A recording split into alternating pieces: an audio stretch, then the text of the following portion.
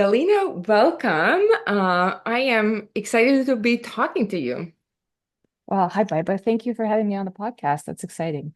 I usually am on the other side of the table. Yes, and I actually learned about you through another person that we know, I guess, in common, Jenny, who also has a Yep. podcast, a Career Yep. Flipper podcast, which I thought is a very, very clever idea and name. And she's so awesome. So I heard you speak on her podcast. Yeah, and her interview is coming out on my podcast a little later. So That's awesome. So everybody has a podcast, huh? yeah, well, that's the time we live in, right? And I bet everybody started it during the pandemic. How about you? I started mine in 2021. Same here. I think it was 2021 or 2022, one of those. Yes. So why not, right? So tell Yeah. us, what are you doing? Oh, I think it's easier to tell what I'm not doing. Well, let's start counting. Okay, checking the boxes. I am a full-time artist, but full-time is really hard to say full-time because I split my time between being a mom, being an artist, being a marketing consultant, and also being a founder and CEO of the nonprofit that I launched a year ago in San Diego County. It's called San Diego Art Directory, and I'm sure you're going to have more questions about that. So yeah, I'm an entrepreneur. I'm a very creative person. I'm a mom of a very hyperactive child. He's hilarious, but I'm too old to keep up with his energy. Love him to pieces, but still it's hard. Anyway, that's Yeah, in a nutshell. Yeah, yeah. awesome. No, I completely get it. And even without being a mom, that's a lot going on. So can you tell us a little more? How did you get here? What has your journey been to actually becoming, and being an artist and doing all these things and entrepreneurial and creative things that you're doing right now? Well, I think I've always been creative. And when I was graduating from high school, I was kind of thinking because I really wanted to go study something creative, but then also the notion of creative not being a real job, quote unquote. It's I think it's haunting a lot of us. So I thought that I made a really good compromise and I went to a fashion design school because fashion design school would offer a job prospect, but also a formal training in some visual artistic um, studies that I really wanted to. Lo and behold, I graduated and I got a job at the clothing company, which was boring as heck. Because when you think about fashion industry, you think of the magazines and the runways and everything, but the reality is that you end up at the very utilitarian places, either a fast fashion or I started at the company that was making all kinds of uniforms, like the security guard uniforms and maids uniforms, you name it. And it was pretty boring. Not as glamorous as you thought or creative, No, right? no. And the glamorous fashion world, I found not only it is really hard to break into, but it's also, I guess the values that I always it kind of always feels like, devil wears Prada situation. So you kind of have to sell your soul. I didn't really want to sell my soul. But anyway, I entertained myself while working for that company by just being involved in all kinds of creative stuff. I worked with the photographers for the catalogs. I was working with graphic designers, helping them put together the catalog. I briefly ended up working for a fast fashion company, which was literally 3 months probably out of my entire fashion career because that was the most toxic environment I could have ever imagined. And then all of a sudden, that my first company that was creating uniforms called me and said, "Do you want to come back to our marketing department?" I said, Sure, I can try. Why not? And that's how my marketing background started. And at that point, I thought, well, this is even better compromise because it is also creative, but it has, the real application in the business world, and there are lots of things to learn. And yeah, and it was kind of a good combination for my brain to be, actively creative at the, one times, and then the other times being really focused on some, the paperwork and statistics and other things, which is, that's also part of my brain that I use sometimes. So, and that's kind of been true for me for pretty much the rest of my career and the rest of my life. And it's something that I employ even now, doing all the things that I listed at the beginning of this conversation. So I stayed with the company for a few more years, doing marketing, learning how to build websites, working with runway shows, working with graphic designers, events, all kinds of things. And then I continued my marketing career, going to work for some international companies. And oh, I forgot to mention that was in Russia at the time. So this Because is all in Russia, this yes, experience. this is all yes, I was born and raised in Moscow. So that we're talking about, that is my past life before I even moved to the United States. And then the last marketing job I had in Russia was for the British private aviation company, and I enjoyed the heck out of it. But I managed to meet my husband, which is probably another story for a whole different podcast because we met on LinkedIn. Oh, wow. That's Yes. awesome. Well, maybe LinkedIn has other applications. Right? We keep joking about it. Like we need to write this story and sell it to LinkedIn marketing department because they can do Right? something about it. So we met on LinkedIn. We had long distance relationships for 3 years. It was becoming, difficult and expensive. So we decided to move in together and get married. And this is how I ended up in San Diego, California. Wow. Never in my life, I imagined that I would be an immigrant. So I've been here for 9 years. I moved in 2015. So now we live in our house that I get almost free reign to, decorate with my arts. We raise a child. We have two cats. So yeah, so it's kind of in a nutshell, it's a story. Wow. Uh, but when I moved here, the first year was really challenging because the culture shock, even though I'm very comfortable with English, like right now I'm pretty much bilingual. And I just completed my first poem in English, which was kind of a wow breakthrough for me because I've written a lot of poetry in high school, obviously in Russian, but never in English. So to me, it's kind of like, whoa, next level. Um, uh, s- but even when you're comfortable with the language, the culture shock is still a thing. And then it took me a while to get my papers straightened out before I got my job permit. And um, so the first year I was trying to again entertain myself with some like carving spaces in the house, doing like polymer clay jewelry and other things. But then I got a job at in marketing at a small company in Encinitas, California, after I got my work permit. Uh, and and this is where Janie Dempsey and I met because she was working in the same industry, and it was the tech industry. I was working for the tech company that was uh, designing and installing the call center technology, Okay. hardware and software. So I was the first hire in their marketing department, so I kind of had to build it from the ground up, Wow. which was fun in a way, but it ended up also being not the environment where I felt like I could thrive. And at times it was emotionally difficult.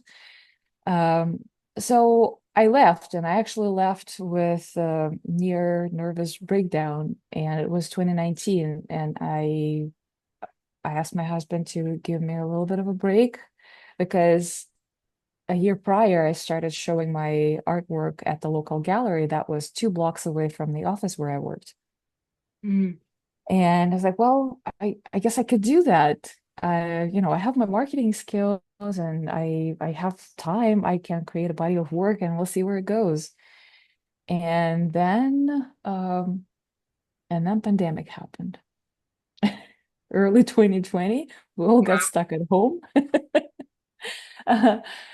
Um, at the beginning, it was kind of fun because I got to work a lot in the little studio that I again set up for myself in the garage. I was like, okay, I'm a full-time artist now. I have no other choice but doing this. Um, but after a year or so, I got so, I was so bored and so isolated because none of my friends at the time, who are still my friends, are were in the art circle, right? There were just a handful of people that I knew from the gallery, but that's about it, right? I was doing something, and I'm not a formally trained artist. I'm a fashion designer, right? So I know how to draw, but I don't have a BFA, MFA. I've never done anything like this, so I just do what I feel like doing. But then sometimes when you're just by yourself all the time, you start questioning like, oh, what is that am I doing? Mhm. Is it even good? I need a feedback. I need to talk to people. I need to bounce ideas off of people.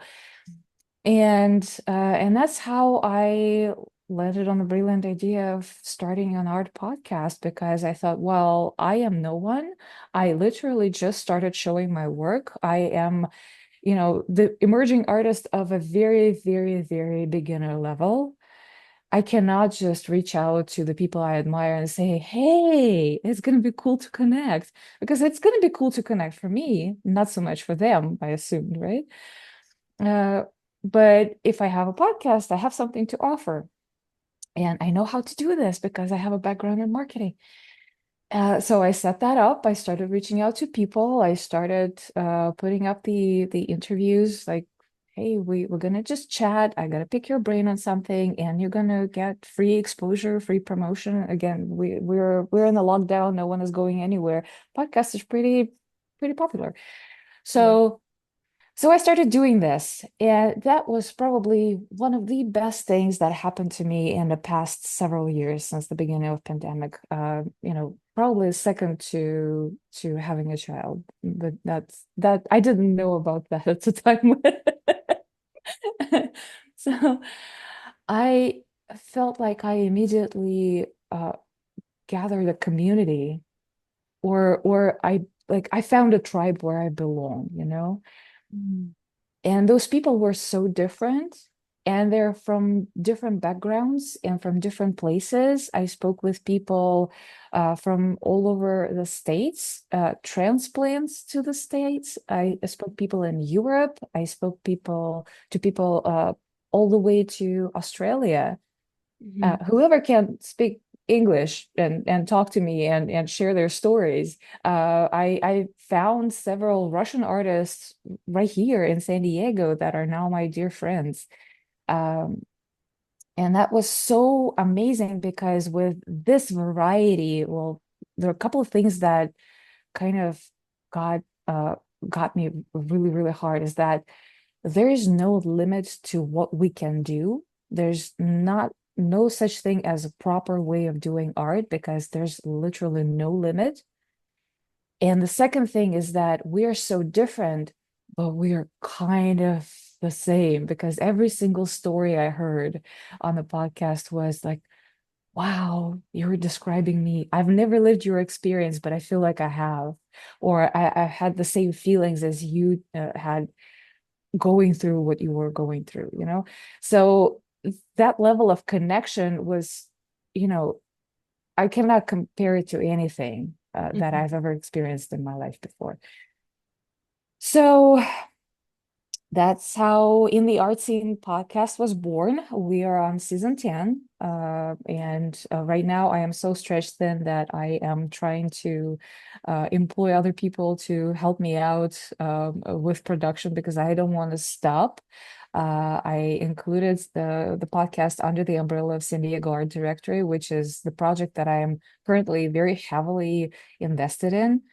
And San Diego Art Directory kind of came out of the podcast as well because I interviewed so many artists in San Diego that I didn't even realize how big of a art community we have. And another thing, every single one I interviewed also didn't realize how big of an art community we have. And there was a realization that we're so spread out. Hmm. We don't have any connection. Like people don't know what's going on beyond their backyards. There are multiple different silos around San Diego County, and like every neighborhood, there is a group of artists or something is happening, some initiatives, and you may hear of some, but not the others, depending on who knows who and who is better with marketing and social media, I guess. And we never had, well, for the 30 years until very recently, San Diego was the biggest county in the States that didn't have a county-wide arts and culture commission. Okay. And I think, well, now about a couple of years ago, the county supervisors called the commission, they appointed people. And I happened to be acquainted with one of them who I interviewed on the podcast. And that sparked so many ideas. I immediately, after the podcast, I was like, okay, how can I get involved? How can I help? I have all this marketing skills and I want to put them to work for the arts community of San Diego because I care about it so much. And I was told, like, well, this is all great, but we are in a very, very long planning process, no idea when things are going to happen. So be patient. But I cannot be patient. So that's the problem. So very shortly after that conversation, I just bought a domain, and a couple months later, September 2023, I launched San Diego Art Directory, and I went to town.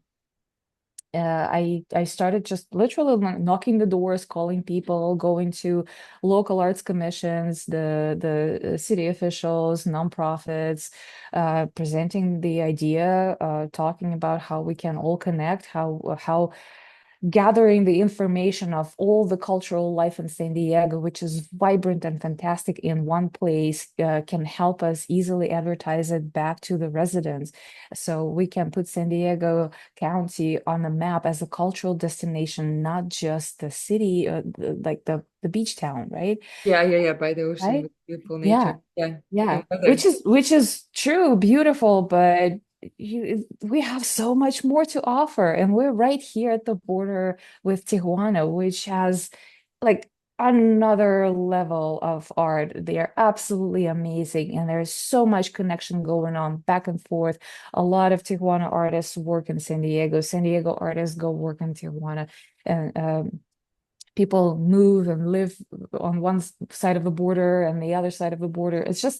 It's a beautiful exchange.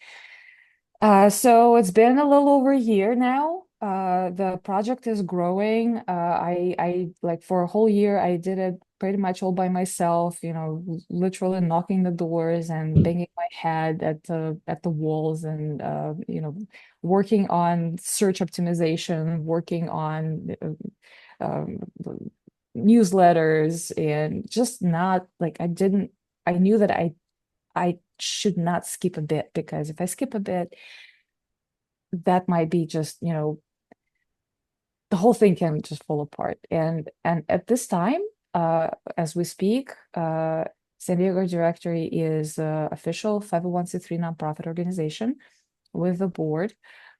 We are in connections with all kinds of organizations around the county.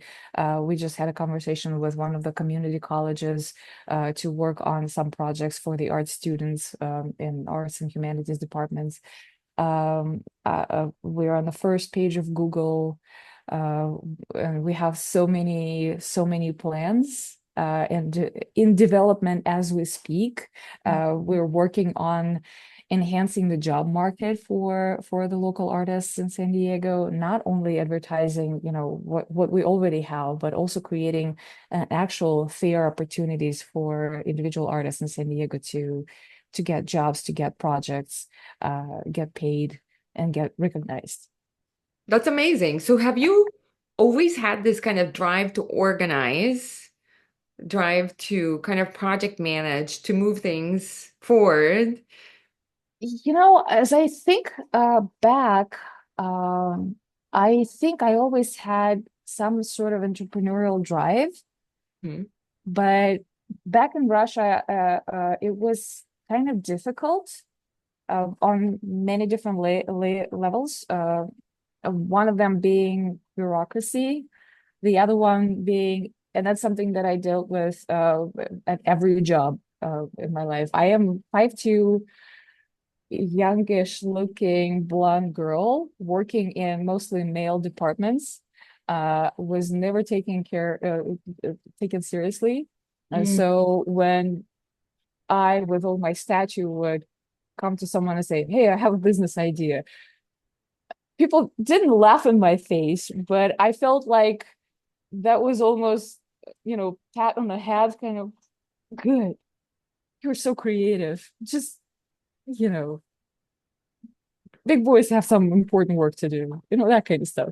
Mm. So, and I also, yeah, I was also not as mature, not as knowledgeable, not as experienced. So, entrepreneurial drive is great, but it only can go so far if you don't know what you're doing. Hmm. At this point, I think knowing what I'm doing marketing wise and creating a focus for myself. So I do have a focus of helping one specific audience, which is a San Diego art community, right? It will enhance the quality of life for everybody. Hmm. And we know that not only because art is so great and everybody loves it, but also because there are statistics about this. Uh, so arts and economic prosperity nationwide research showed for San Diego a couple of years ago a return to the local economy of $1.2 billion. And that's not like, to their estimate, it's about third of the data that they could gather around San Diego. So Hmm. that number alone tells me that art is valuable on all kinds of levels. It's good for your soul, it's good for humanity, it's good for the quality of life and mental wellness, but it's also good for the local economy because guess what people are doing when they are engaging in the cultural events and activities? They're making an evening out, they're eating at the restaurants, they're shopping at the local stores, they're paying for parking, they're paying for lodging, they're, I don't know, if they're going to an opera, maybe they're shopping for some very nice clothes, right? So Yeah. that all goes back to the local economy, Hmm. right? The but the fact in San Diego is that most of those cultural things that we have are happening, majority of them, mostly on the artist's pure enthusiasm. Like Hmm. if artists don't decide to gather and bang their heads in the doors and the walls, things are not going to happen. There's Hmm. only a handful of organizations in San Diego County that are officially supported by the local government. We have Balboa Park, which is an amazing place. We have the Museum of Art in Balboa Park. Again, we have San Diego Opera, which is the world-renowned opera. But then we have all kinds of community things, community theaters, community little art walks and fairs and everywhere in the county. And that's also happening because local artists want to share their work. So they drive people out, and then people contribute to the economy in all different ways, right? Yeah. So that is one of the reasons why it is so important for me to really focus on creating a fair job market in San Diego for the artists. That's beautiful. And obviously, that's a mission. And it sounds like that's the nonprofit that you're talking Mhm. about. And Yep. um, so tell us a little bit. I'm just trying to follow. So you go, you're artistic. Kind of the path that you decide to go on is this fashion design. And then you go and work in the uniform company, then a little bit at the fast fashion company, and then you get into marketing. How um how did you end up creating art? Like how did you end up having this idea of drawing or painting and I always did that. I always did that. I never showed it anywhere. And oh, in that parallel, like all the like since you were Yeah, young pretty or much. Yeah, pretty much. My mom still keeps the stacks of the notebooks with my drawings. I did a lot of pencil drawings. Later, after college, while working in the fashion industry, I got into pastels and I was creating portraits. Again, my mom has all of that. I did all kinds of experiments. I think she still has a mixed media like a mixed media still life that I did with leftover just cosmetic products, nail wow. polish Yeah, yeah, and yeah, yeah, yeah. eyeshadows. So she put it behind the glass and it's still on her wall. So she is like my biggest collector and admirer. My father used to write poetry, and I wrote poetry through my teens and 20s. So my mom was the one to gather all of that and kind of self-published a little book. So I actually have a little, it's a small book, like a brochure. But she really admires it. Not that she ever encouraged me to pursue the career in that way. I think she was the one who kind of instilled the idea that whatever you do artistically is great, but it's not necessarily going to sustain your lifestyle, right? And she is actually a jewelry designer. Now that she's retired, she's living her best life. I can tell she is enjoying all those shows. She's making friends in like bohemian circles. She is a fantastic jewelry designer, and she was doing it for the last 30 years. But she only started professionally showing it um, like in the last couple of years since her retirement. I love Now it. she's getting all kinds of awards, and she even her work is being displayed at a couple of museums around Moscow. So yeah, so I have the gene and I have the appreciation of my family. That's And amazing. yeah, and I think being a painter takes some room. Obviously, especially if you want to do something on a larger scale. And I'm kind of a painter that is, splashy, splashy. I like to be messy, and I like not to be worried about like which wall I'm covering with paint splatters. So that was always a challenge living in Moscow because the apartments are quite small, and I always called myself like a woman of a thousand hobbies because I tried all kinds of things that I could just do on a corner of my desk. I did needle felting, I did polymer clay, I did oh my God, what didn't I do? I did the seed beads jewelry. My mom showed me how to do it. For a while I was working on that. I created a lot of clothing, especially during my college years, because that was the thing that I was doing. Um, but yeah, that none of that actually stuck with me. I think I got the skills that are in the way serving me now because I know how different mediums and different materials work, especially if I want to experiment with mixed media. But it never stuck with me in the way that, oh yeah, I want to do this forever for the rest of my life. But when I moved to San Diego, here we have a bigger house, and I was able to carve a little bit more space to put the easel first on the kitchen table and then in the garage. And then I was able to work and actually gather a decent amount of art supplies and be a little bit more free creatively and on the whim on one of the lunch breaks I was just walking around in Encinitas, and as I said, a couple blocks away there was that little gallery, and I used to just go there and admire Mm. um, things made by local artists. And then one day on the whim I like very shy came to the front desk like, I'm really sorry, but how is that, you're choosing people to display? I was like, oh, here's an application, sign it. Pay your fee and you're a member. Like, okay, well, so that was a co-op gallery, and that was a great start for me because what I needed to do is to pay my annual dues and submit my work to the monthly rotation and do a volunteer assignment. And that was really great. I enjoyed the heck out of it. So that's how we started, I but I've love never it. spoken before. Why didn't you go to art design school? Why fashion? Again, that was a compromise because Was of the notion instead of that like artists are always starving. At least if I'm a fashion designer, I like even if I'm out of work, I can make clothes, That was kind of a thought. At least I have something tangible in my hands that people always need. People always need clothes, right? People don't always need paintings. So I thought that that is going to be like kind of a job security going forward. the practical voice Yeah, yeah, yeah. of your mom? Yes, of course. Yeah. No, I get it. So you painted on, you did all kinds of things and Hmm.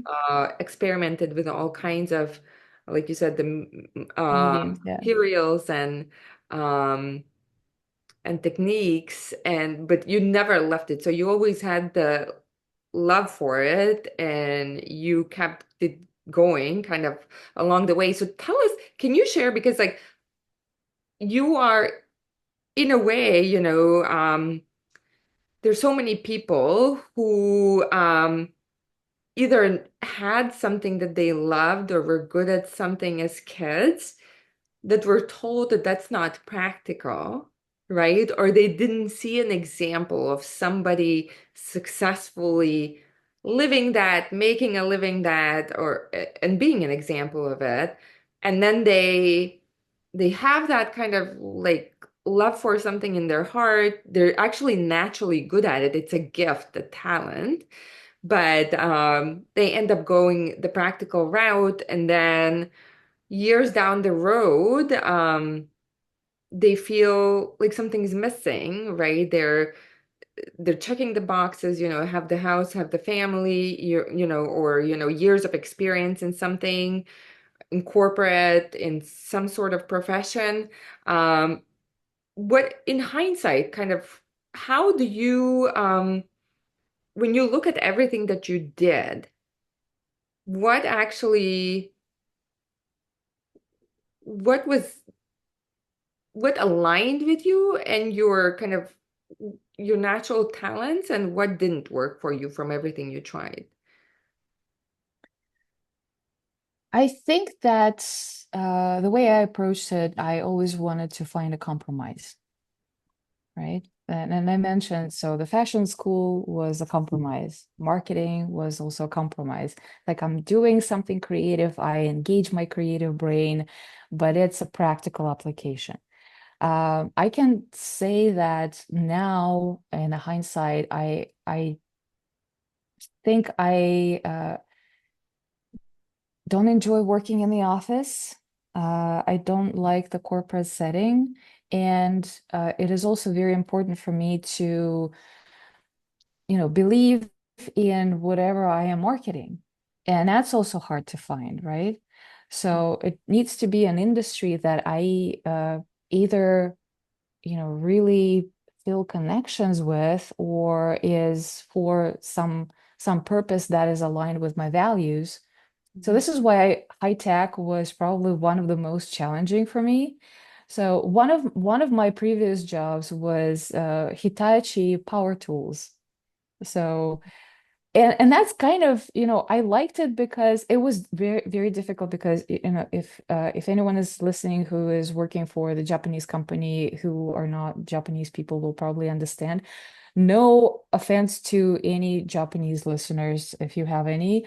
I admire the culture, and I admire the dedication and everything. But in the corporate setting, especially for a young woman, it is really difficult culturally. but it was really, really fun because I learned how to work with power tools, and it's kind of, that tangible way of creating in a different way. So that was really interesting. And I got into like all kinds of events and trade shows where I got to hire a company and design with them a huge booth with like a demo table and hire a video crew. So that was really a lot of fun. I did all kind of fashion photography for the cover of the catalogs and the advertisement and other things. So that was really interesting for me to work with. Um, Private aviation is just something unusual that people probably don't think every day, and that was in a way was a creative challenge for me because the target market was very narrow with a very high barrier of entry. So to figure out how to market that properly, it was in the way, the the thing that I had to overcome using all my creativity possible. Maybe not necessarily the visual creativity, but the problem solving skills, and that was really interesting as well.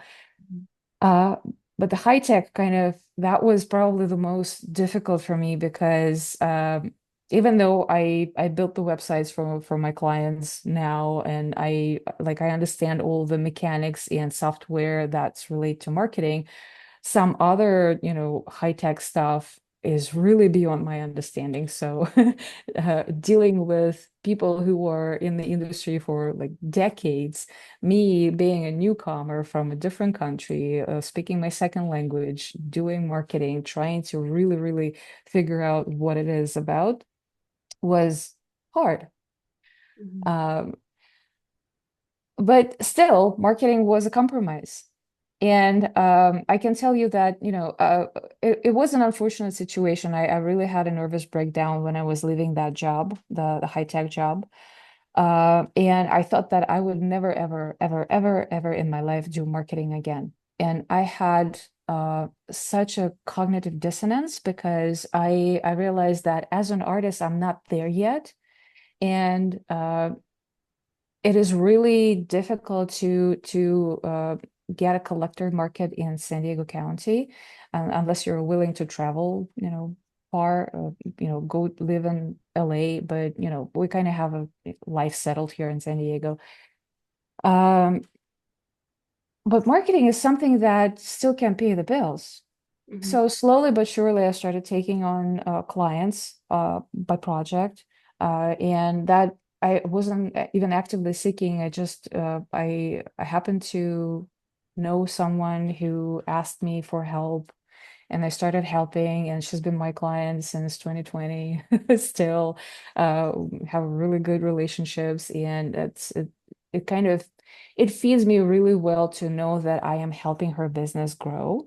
And as a marketer, I feel really good that I am, I know the person, I believe in what she's doing, and I'm really actually helping her. I'm tracking all the results. I can tell the statistics. I know where we started and where we are now, and all the bumps on the road that we had to overcome. That kind of feels good. And then it felt really like an identity crisis. So who am I actually? Am I an artist or am I a marketer? Mhm. And I spent hours talking to my therapist about it because that was a crisis.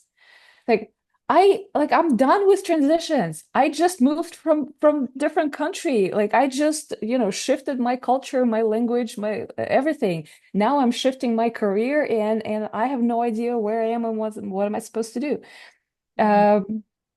And I think San Diego Art Directory, first the podcast and then San Diego Art Directory, kind of was that bridge between art and marketing. Because what San Diego Art Directory does, it's practically a marketing service for our local arts community. So I took it upon myself. Like I know how hard it is for artists to market themselves, but I know how to do it and I can help. Why wouldn't I? Right? And then it also helps me as an artist because if we are creating this thriving environment for ourselves, I will benefit as an artist as well, right? I do deem myself a professional artist because I am showing in different galleries around the county. I had like a little stack of awards um, and people know me. They know my art, they know my style, they know my name. But in all these years, I can tell you I sold a small handful of paintings. So I know that some artists, there are different notions that artists can say that if I'm not selling, I cannot call myself a professional artist, right? I personally disagree with it. I'm not saying that this is wrong. It's probably right for them. It is not right for me. And one of my role models, my dearest friend, B Gold, she lives here in San Diego County in Encinitas. She's 97-year-old working artist. She never even attempted to make a living as an artist. She's just an artist. She's done all kinds of things. She worked in education, and when she lived in LA, she founded a nonprofit that works with children with disabilities. Since she retired, the nonprofit still goes on and it's thriving. It's a really big organization with a lot of influence in the community, and she is kind of an honorary director, not being involved in day-to-day operations anymore. But she always called herself an artist since she was 13 years old. She knew that she's an artist. It didn't matter to her if she would be a renowned artist or she would be represented by a gallery or if people will pay her thousands of dollars for her work, which she did. She did quite a bit of commission work, and some of her work is actually in some private collections of, some celebrities, the Hollywood celebrities. But that's her identity. That's not what she does for a living. That's her identity, right? So to me, I think that kind of helped me settle on the idea that I don't have to make an art for a living to be an artist. Mhm. I can be an artist to cr create, to express myself, to ease my creative itch, to make a statement, to help someone, to, brighten someone's day if I make a painting as a gift, right? Uh, it is the way I communicate with the world. Mhm. Mhm. It's not necessarily how I make my living. Sounds like something that you've struggled with a little bit of the Oh identity yeah, a lot, because a I mean, lot. you're an artist. You like look at that painting behind you. I Oh mean, yeah, it that's looks my son. beautiful, and Thank you've you. been an artist for years. So to me, there's no question about it. I um I did struggle with it a lot, and I feel like probably a lot of us, just like you mentioned, a lot of people have this gift, but they go into the practical careers because that's something that is guaranteed to pay the bills and afford the lifestyle that they want to do, suburban living, 2 cars per family, yada yada yada, right? And that's fine, but it's the mindset that we've been, I feel like, taught from very young age is that what you do is your profession, and your profession has to earn And it something. has to be this sensory, Y- this like Yeah, practical, you yeah. know, thing. If we don't talk about art or any artistic endeavors as a profession, but as part of the identity, that creates a different narrative. Plus, I So mean, now is the best time. Like you can create social media accounts and really promote, and you can really make a living now, like including your mom, right? I mean, I've seen people from making like clutches and beautiful small handbags from jewelry. Like, I mean, you name it, like it's just so creative yeah, now how you can make a good living. And then it's almost heartbreaking, that that advice still it's kind of and it comes from parents a lot of times, well-meaning it, parents. don't get me wrong, it is still hard.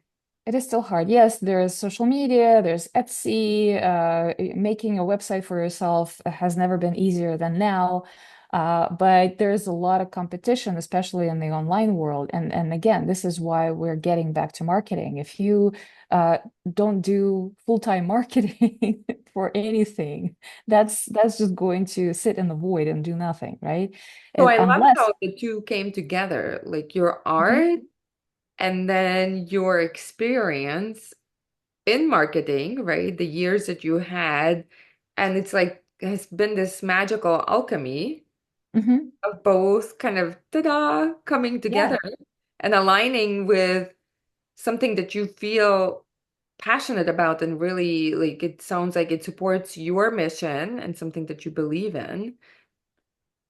that's right. That's right. And also, I don't have to, ditch my experience of 20 years of being a marketing professional, right? I can apply it somewhere. So I don't have to renounce that identity. I'm a marketer and adopt the new identity. I'm an artist. I am both. I can be both, and both can live together. They didn't always agree, but now knowing that I have a chance to apply my marketing skills to something that I really, really believe in and I'm passionate about, and it is going to help other people, Mhm. that is very fulfilling. That is extremely fulfilling. And if San Diego art director will become my uh, career for the rest of my life, I will gladly do it. I don't even care how many paintings I will sell. I love it. So, for marketing, marketing has so many things. Like you said, it could be from building websites to being more the creative person behind, like, catalogs or shoots, Mhm, or it can be graphic design, or it can be even a lot of business aspects like pricing, right? Sales, like supporting all of that. CRM, like technical mhm. aspects. What from marketing did you actually enjoy or do you enjoy? Well, it's I enjoy problem solving. And everything of the above that you listed right now, I can do and I do. But it's also, especially when you talk to individual artists, that, not a lot of artists realize that they are small businesses. Mhm. Like if you want to make art your career and make it earn you, Mhm. that becomes small business, and small business comes with admin work, accounting work, tax Branding. filing, branding, marketing, you name it, right? So if you are by yourself and you cannot hire anyone to help you out, guess how much time is left to actually create? And yet, a lot of the artists who are actually seriously pursuing art as a business, time and time again, I hear that, yes, we swallow the bullet because what I don't enjoy doing supports what I enjoy doing, right? And in this situation, it's kind of the same. Like if you ask me what I enjoy and what I don't enjoy about what I do, I cannot tell you because some of the things would sound really boring because on a daily basis I go on San Diego Art Directory on the dashboard and I go through the listings that people submitted and I make sure that they are properly described and optimized for search and they belong to the proper categories, and if people forgot to put the day and time for the event, I'll do that. So that meticulous work that I would probably never do for anyone else. Like, give me an article to edit, I will never do that. I'm bored. But I do this because that supports my passion. Mhm. I do this every day. So Mhm. it's not even, I don't even have to discipline myself Mhm. because I know that if I don't do this, the results will not follow, and the results is what I enjoy being in the community and giving a presentation. I enjoy hearing a feedback. I enjoy hearing from local galleries that they got so many submissions because I helped them advertise the open call, right? um, that's what I enjoy. Mhm. I love that. So it sounds like, I definitely get a sense of very much, looking at everything also from the practical aspect, an angle. But, and I don't think it needs to be either or, I think it's very good to think about the practical and the rest, kind of have that mission. So it doesn't sound like the money or that is the primary driver for you. So what would you say is your mission? What is driving kind of that excitement, that enthusiasm, that love and getting up and wanting to do this, even if it's some more menial tasks? That is the good question. It is a really good question because I ask myself sometimes, and sometimes I feel like, oh, it might be some sort of a vanity that I matter, and people know my name. But then it's like, if they didn't know my name, I probably would feel the same way. And then I asked myself, well, maybe it is something like an investment for my future art career, because if I do this, then people will be more receptive to my art, which I told you so far I've sold a handful of paintings. Uh, and then it's like, would I care? Uh, Not really, because I don't really prioritize my own work on the same platform. I do it mostly for other people.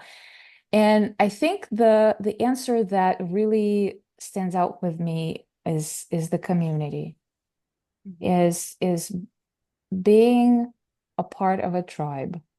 mhm, And I found that San Diego creative community is extremely warm and supporting.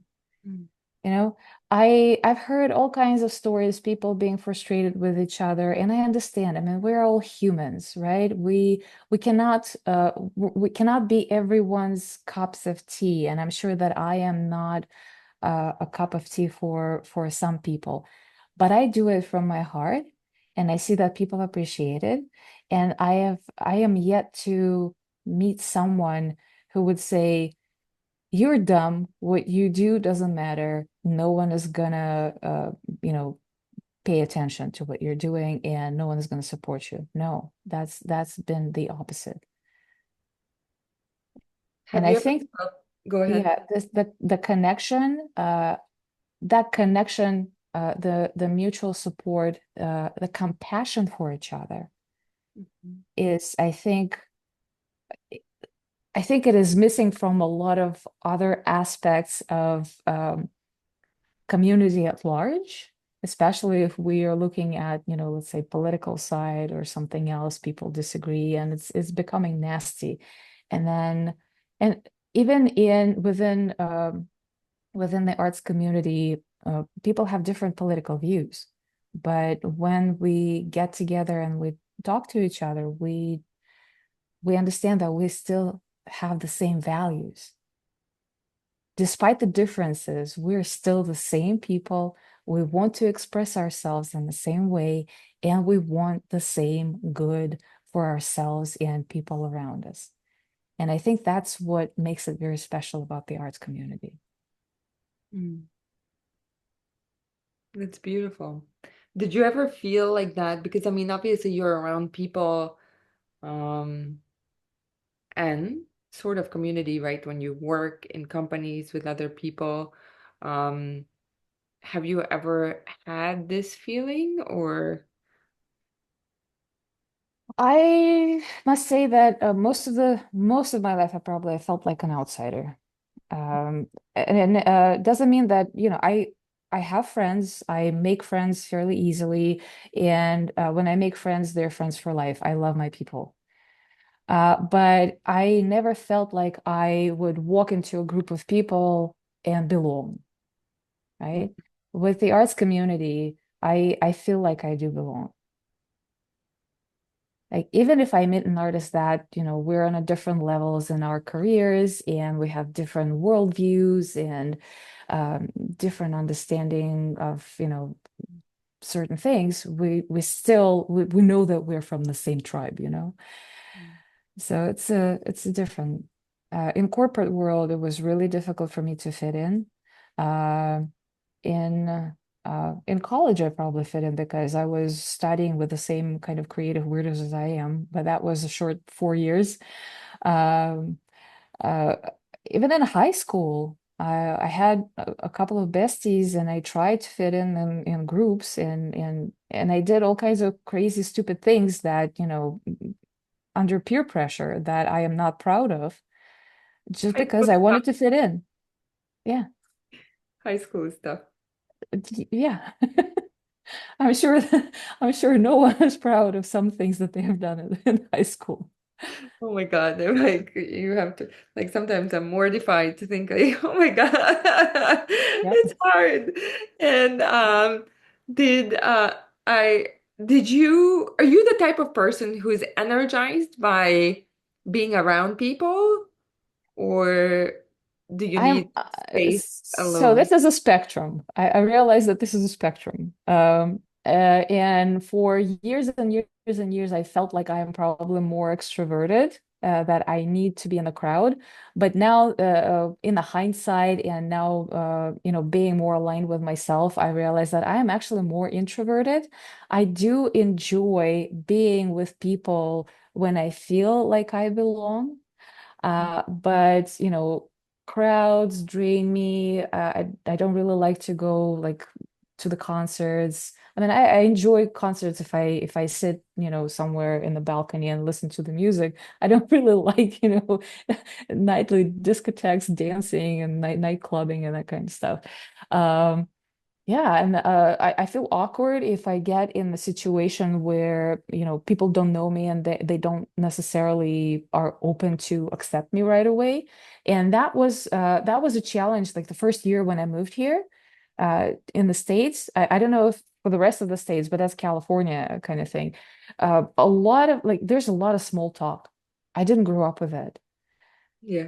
When I was visiting in California, I thought that, wow, this is the wonderful place because everyone on the street is smiling at me and says hello and asking me how my day is. Like people are so friendly. But when you try to continue that friendly conversation, you realize that beyond how is your day going, there's not much because people don't want to connect.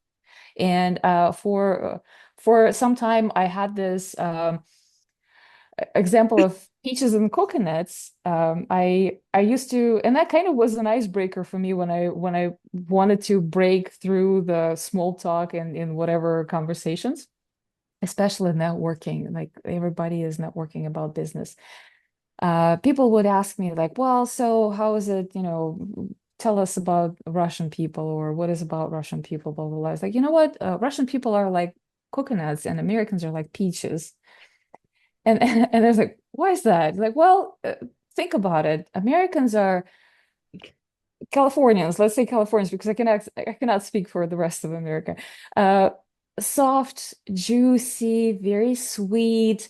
Like there's a a thick layer of that sweetness, but then there is that vulnerable core, the stone inside the fruit that you will never break unless the person is really willing to be vulnerable with you, and that's not common in this culture. Russians are the opposite. They're coconuts. They are brown, grumpy, harsh on the outside, but the shell is quite thin. And once you break it, you get all the juiciness and sweetness, and you make a friend for life. And this is true. Mm. I love So it's like we carry our vulnerability on the outside. Americans are carrying it on the inside. And that's why this dissonance happening, because when I see someone smiling at me, I think, oh, they don't have a shell. I can get right in, and then I'm boom, getting into that core stone inside. Yeah, hold them hostage when they're Yeah, saying, "How are you?" Like, let me talk yeah, about my. exactly.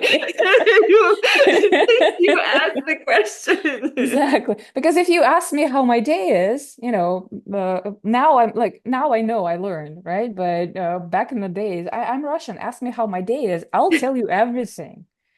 I'll tell you that I woke up with a headache, and then my cat puked on the carpet, and then something else happened, and I'm so pissed at this, and da, da, da, da.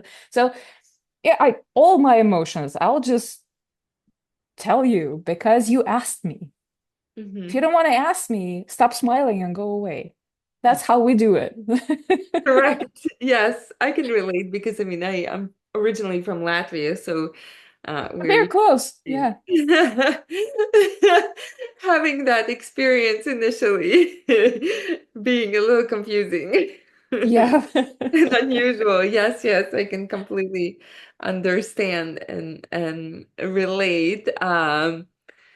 Ha do you have love for people? Like, have you, because still you say you're introverted, but at the same time, it sounds like okay, you painted, and painting can be pretty introverted, right? And alone type of a profession, but hmm it sounds like you were really missing the people connection. So you started hmm the podcast and all this community and nonprofit and I love people.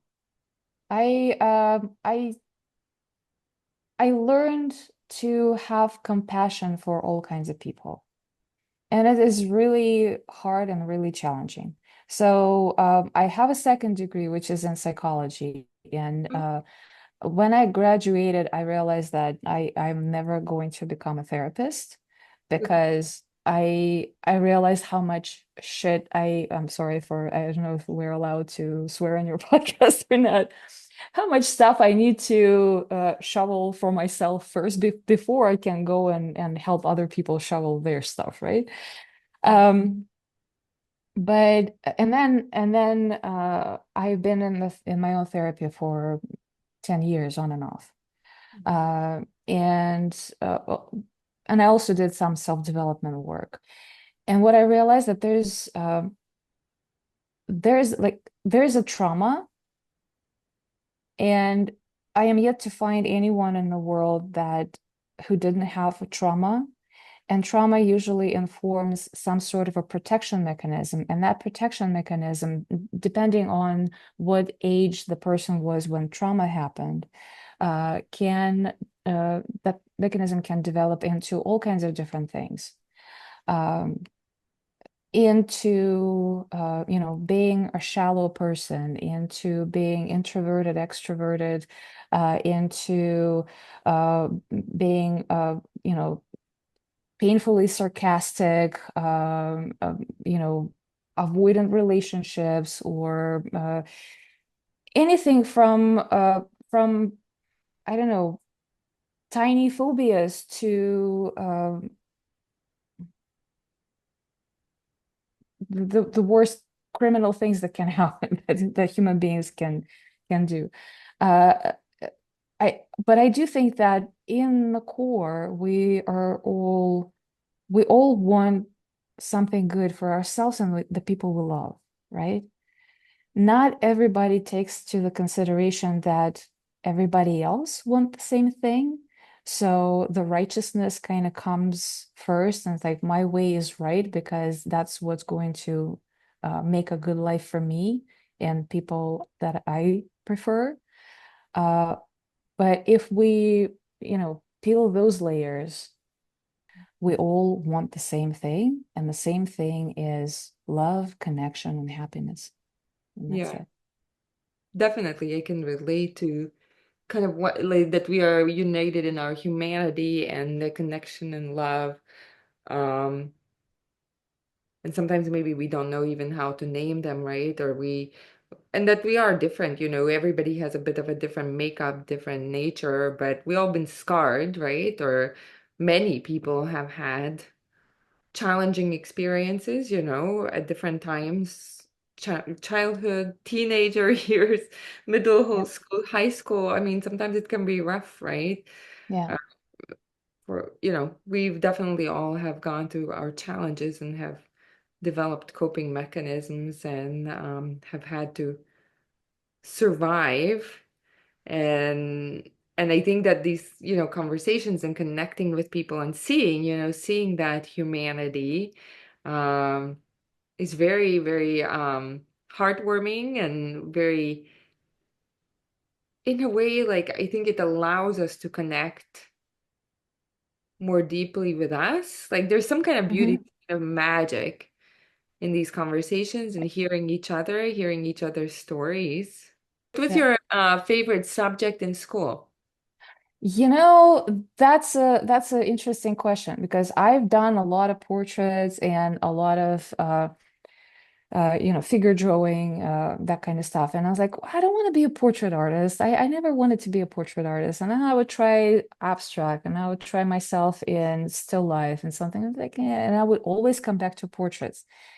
And by now, I think in the last year or so, at least since my son was born, so it's been 2 years and a half, I realized that, well, yeah, I'm a portraitist.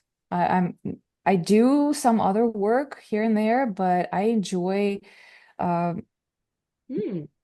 painting people Oh, that's because I think this is the way, I express my connections with the world through, through people's emotions, through posture. I've been doing this kind of more abstract work, and some of my current portraits don't have a lot of facial features or they're very abstracted.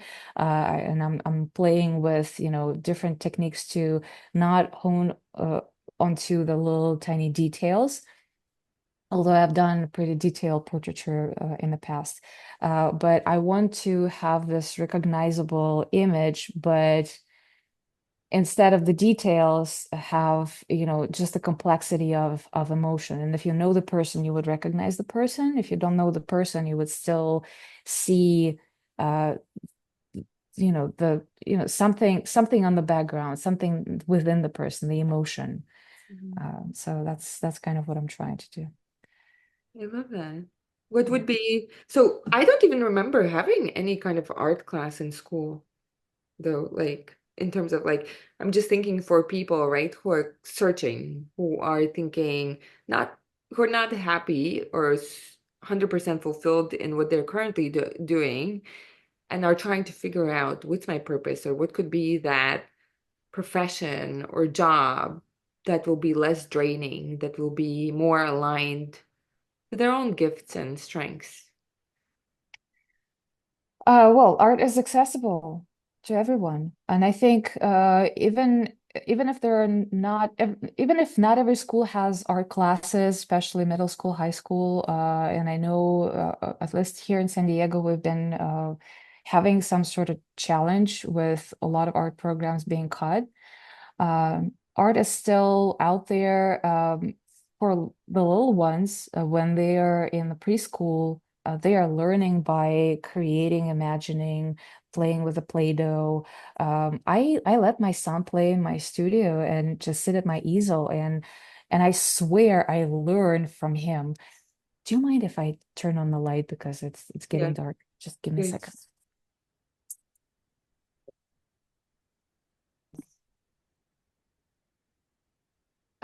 I let my son play in my studio, and he has his own little easel, but he likes to sit at mine. And I just give him a blank canvas, and he knows where my tools are, and I let him, unless it's something sharp or toxic, I just let him experiment, and I swear I learn from him because he doesn't have the box. He doesn't have, like, no one taught him how to hold the brush or how to hold the pencil. So his marks are so free and expressive because he just does how he feels without thinking, oh, is this color goes with this color, or like the whole color theory, or how this medium mixes with this medium, or do I need to put another little pencil mark in this corner, or is it going to break the composition? He just does. And Yeah. this is so liberating. I have a little piece that he like, well, I decided that he completed because he tested out all kinds of, like, even with a wet brush, he would just wet the brush in a dirty paint water and did like splatters and drippings and all kinds of things. And I swear this is one of the best abstract pieces that I have seen. I mean, I showed it to a friend of mine who just recently opened a gallery in Miami, and she's like, "Wow, this is awesome." It's like, "Well, I'm gonna frame it. I love it. So I'm the gonna frame it." importance of letting your kids, try it and experiment Yeah. with it. So And before I teach him how to do it, because I mean there's still skills and there's still theories, the color theory, the composition, other things. But before I can teach him, I will let him experience that thing because I remember from my college years drawing classes, the proper drawing classes, when they would teach you how to hold the pencil and how to measure the perspective and all of that. That was the most boring exercise because they would put a cube Hmm. or a cylinder, and we would have to find an angle and draw that cube with the perspective and everything with proper measurements. Nothing should be off.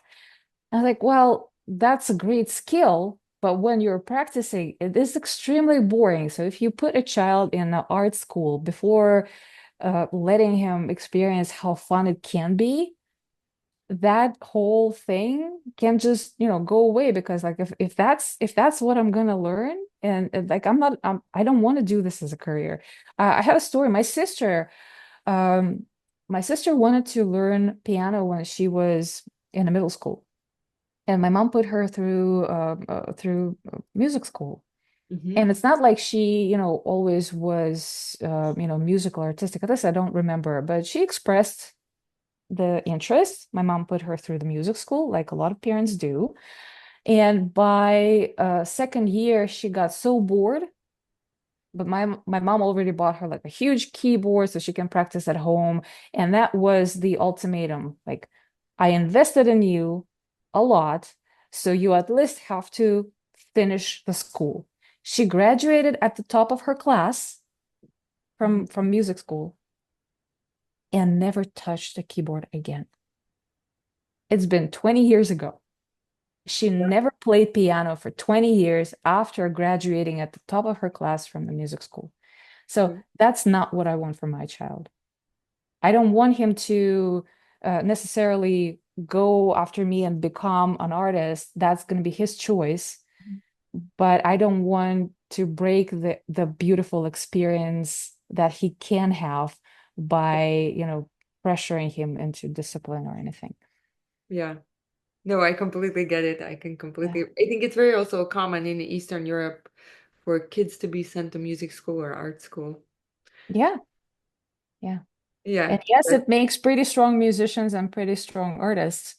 Uh, but I also feel like, some freedom is missing. And I actually know some of the painters here in San Diego of Russian descent who went through the proper training that's like, well, yeah, now I'm trying to kind of unlearn what I've done. And Yeah. uh, it's kind of, they say that rules exist to be broken, especially in arts and creativity, but you have to learn the rules first so you know how to break them to get what you want. But sometimes when rules are really bitten into you, it's really, really difficult to unlearn. And so, Yeah. That's I love what you're doing with your son, and I think at the end of the day, you'll see if he has interest or kind of like to your yeah. point, not making, something a kid stick with something. I'm like your sister. I also finished music school and I hate it like all the weekends where I had to practice, like I was beating that piano. I'm And like I sorry. have not touched the piano since. I was so afraid of my piano teacher and I was practicing for hours. I'm so sorry you had that experience. But I think it's very, very, very common in, the former Soviet countries. At least it was in Latvia. And then I had an overachiever sister, my middle sister, who went to both music school and art school. I mean, she was like the ultimate extrovert and super like could go, go, go, do all the things. And and I was just like, oh my God, like I was exhausted with one of them. Yes, so I can relate. It's very, very interesting. So I love what you're doing. I love kind of how your journey creatively has come together, with the art and the marketing, and kind of you charted your own unique path and also connecting with people and organizing the community. You have to tell us now, kind of to start to wrap up. How did you? So what happened on LinkedIn? The whole connection with Oh, your husband story. okay, that's a marketing story. So, he's a marketing professional. Okay. He grew up in El Centro, went to San Diego State, stayed after college in San Diego, never left. He is a big time marketing professional, one of the best marketers I've ever met. And we just happened to be in the same discussion group on LinkedIn. It was, I think, marketing executive discussion something. And so there was a discussion. I don't even remember about what. Um, I think I made a comment. He responded to my comment. Then the next thing I see is in my inbox on LinkedIn. It's like, hey, I was kind of very curious about your comment. I am a marketer from San Diego, and I like to connect with people around the world and talk marketing and compare the experiences. Like, sure, let's compare experiences. And then this is my side of the story. He usually usually says slightly different version of the story from his perspective. So we started talking. First, we talked about marketing. Then we started talking about other things. He happened to have a Russian girlfriend before me, and he came and visited her like in the heart of the winter. Crazy person Wow. who grew up in El Centro in the desert, came to Moscow and St. Petersburg in the Uh, heart of the winter. You know yeah. what I'm talking about, right? So. And I shared some things with him.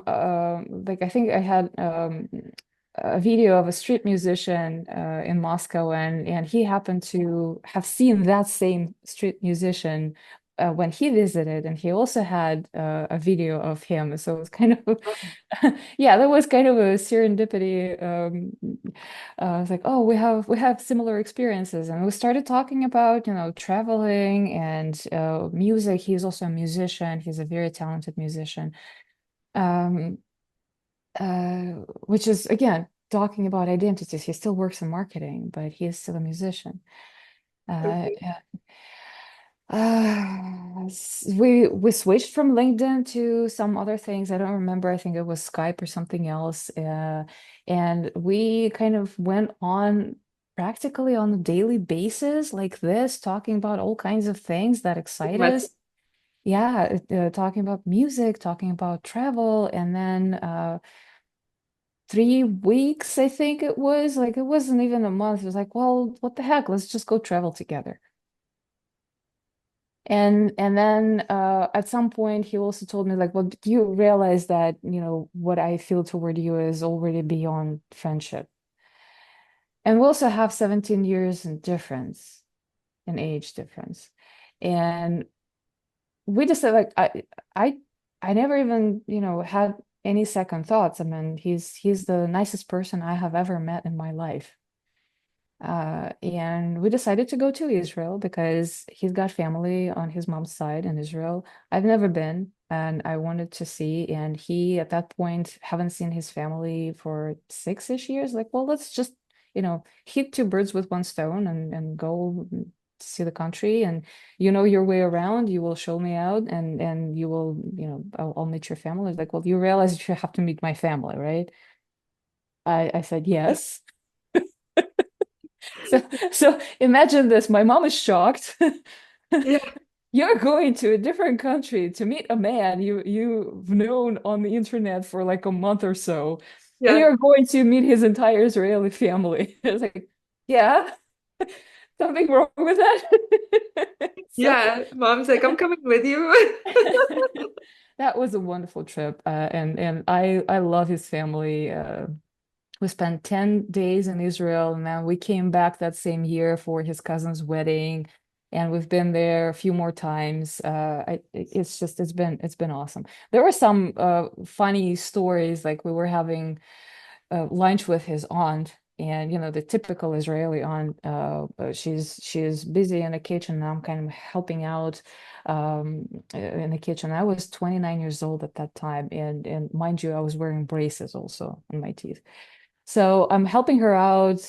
We set the table. We're sitting at the table, and she, with her broken English, looks at me like, "How old are you?" I'm 29. And she looks at Ron, and she's like, "She looks like she's 14." That's been a joke in the family ever since. She was not holding it back. She was like Oh saying, no. she was Oh, thinking. and I adore that. I absolutely adore that. She's like, she a mix of coconut or Oh yeah. Oh no, Israelis are total coconuts. That's awesome. So tell us the name of your podcast and what it's about and how people can connect with you, follow you, and find out more. All right, I am in so many places, as you can tell. So the podcast name is In the Art Scene, and you can find it anywhere you listen to your podcasts, and or on the intheartscene.com. That's the website where you can find all the show notes for the episodes. San Diego Art Directory.com is the project, the nonprofit that I founded. You can find it on san diego art directory.com and see what are amazing things happening around San Diego County. If you're here or you want to visit, Mhm. please. I love San I Diego. San Diego is fantastic. yeah. Where are you? I'm in North Carolina, but I've been to Oh, San Diego, but you're making it even better. oh yeah. Oh yeah. Yeah. Before it becomes too fancy. Come and visit.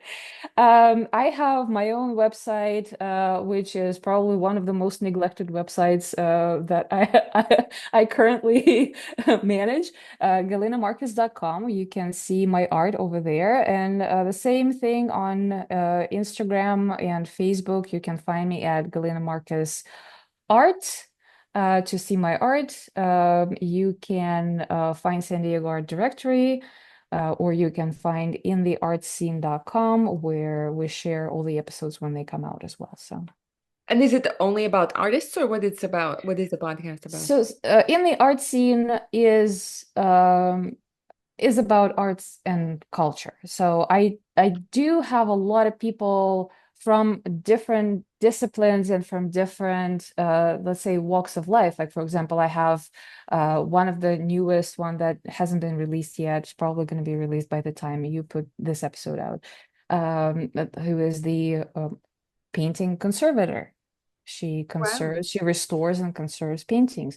I had arts consultants on the podcast. I had people who work on the arts commission, so they work with local governments and stuff. I had artists of all kinds of walks of life. I had mostly visual artists because this is my world. The visual art is my world, but I do have musicians, and I even happen to interview a band, October Project, absolutely amazing people and absolutely just heartwarming music, and happen to collaborate with them on the version of the song, which is also there will be an episode with a Russian musician who lives in LA who also was involved in that collaboration, also coming up on the podcast very soon. So that's yeah. Um, all kinds of creative people, you name it. And the friend that I mentioned in the earlier in this conversation, B Gold, the 97-year-old artist, she had 2 episodes with us as well. So that's Yeah. yeah.